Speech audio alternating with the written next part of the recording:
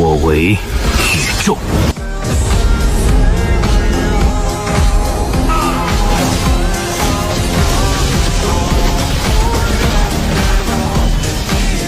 Ло Фэн продвигается в уровнях постоянно, но каким будет его пик силы к финалу сюжета «Пожиратель звезд»? Это очень интересно, ведь данная вселенная очень масштабна. А это видео вышло благодаря подписчикам. Спасибо Асадула и комиссар Шлепа, или уже комиссар Котик, за то, что заказали это видео на Бусти. Итак, пиковый уровень силы Ло Фэна составляет Вечный Истинный Бог. Представьте, это 4-й класс по счету после Почтенного Вселенной. Уже на этом уровне существа представляют из себя бессмертных могущественных личностей. Так насколько же сильным будет класс Вечного Истинного Бога?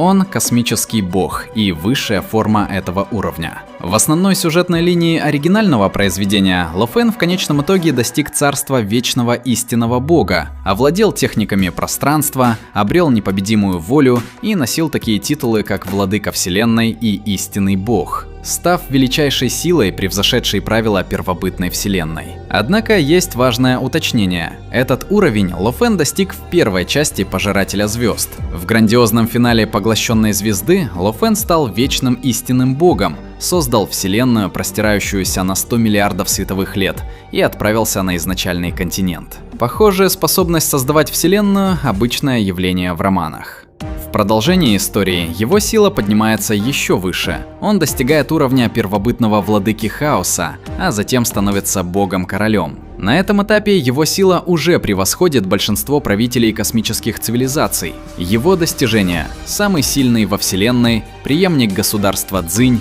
владыка Земли, владыка Солнечной системы, владыка галактики, топ-10 в битве космических гениев, иллюзорное море, уровень 10. При наличии скрытой силы можно пройти как минимум 11 уровень. Кровавый воин. Титул получается путем слияния 3 кровавых кристаллов. Черный воин. Достижение компании виртуальной вселенной. Бывший член Первородного царства, космический уровень. Стал членом Первобытного царства, космический уровень, пройдя отборочный бой. Вечный Истинный Бог – это следующий уровень совершенствования после Истинного Бога Пустоты. Хотя истинных богов пустоты можно разделить на уровне от 11 до 13, это различие в силе, а не в уровне. Единственный способ достичь уровня истинного бога вечности – это полностью постичь тайну происхождения Вселенной. Подавляющее большинство истинных богов не имеют причин откладывать прорыв к уровню пустотного истинного бога. Поэтому Ло Фэн – единственный известный нам, кто сделал это.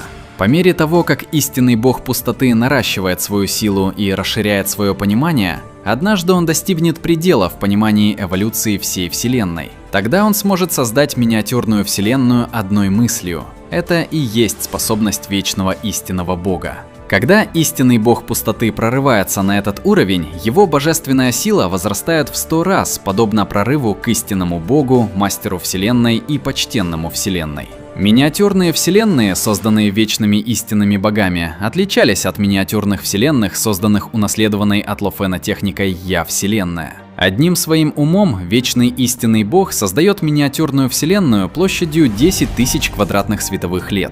За исключением размера, они были точно такими же, как обычные вселенные. Вечные истинные боги могли легко подавить истинных богов пустоты с помощью этой способности, но убить одного из них одной лишь силой созданной вселенной было очень сложно.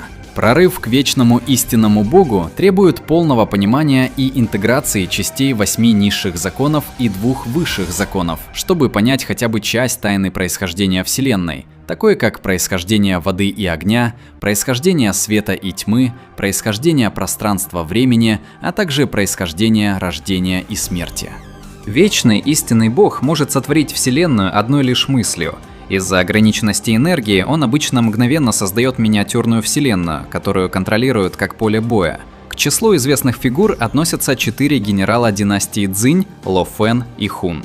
На континенте Истока вечные истинные боги в лучшем случае получают национальную фамилию. Как правило, это генералы, возглавляющие группу, или ключевые члены города, принадлежащие к элите Божественного Царства. Размер их божественного тела определяется уровнем их жизненного гена, техниками совершенствования тела и так далее. но также ограничен стабильностью континента Истока. Вечные истинные боги, обладающие бесконечным божественным телом, ограничены высотой в 3,6 миллиарда километров, в то время как те, кто обладает совершенным божественным телом, ограничены 18 миллиардами километров. «Как только я стану вечным истинным богом», — подумал Ло Фэн про себя, — «в моей миниатюрной вселенной непременно появятся великие существа, которые тоже станут истинными богами». Живые существа, обитающие в миниатюрной вселенной, не были полностью лишены возможности стать истинными богами. В миниатюрной вселенной истинного бога наивысшим возможным уровнем развития было достижение уровня мастера вселенной. В миниатюрной вселенной истинного бога пустоты было возможно взрастить истинного бога, но за это приходилось платить чрезвычайно высокую цену. За каждого родившегося истинного бога, истинный бог пустоты должен был выделить часть своей миниатюрной вселенной для него. На это были готовы лишь немногие. Однако, как только Ло Фэн стал вечным истинным богом, эта цена стала бы небольшой, и он был совершенно не против ее заплатить. К тому же, его вселенная быстро восстановилась бы. Ло Фэн, облаченный в белое, вошел во дворец бога-предка. 3 бога-предка улыбнулись и попрощались с Ло Фэном. Затем все трое покинули первоначальную вселенную. Во всей тайной области богов-предков не осталось ни одного великого существа. Ло Фэн в белой одежде стоял на том же месте и прошептал про себя: «Великое истребление». Это было не его первоначальное тело. Это был всего лишь аватар, наделенный божественной силой. Ло Фэн вспомнил, как впервые получил в наследство технику «Я Вселенная». Его сознание уже однажды достигало этой области. Тогда его коснулась световая точка, и прежде чем он успел что-либо понять, он уже овладел техникой «Я Вселенная». В то время его уровень достижений был низким, но сейчас все было иначе. Он находился на гораздо более высоком уровне, поэтому его поле зрения было шире. Это место было ничем иным, как Землей, где зародилась первоначальная Вселенная. Из этих бесчисленных световых пятен лишь немногие содержали информацию о наследственности. Большинство же содержали неисчерпаемую силу происхождения. Каждый свет был подобен огромному миру, в котором существовала неисчерпаемая сила. Ло Фэн улыбнулся. Одним шагом он мог почти мгновенно коснуться светового пятна, но это световое пятно само собой исчезло, отдалившись на расстояние нескольких световых лет.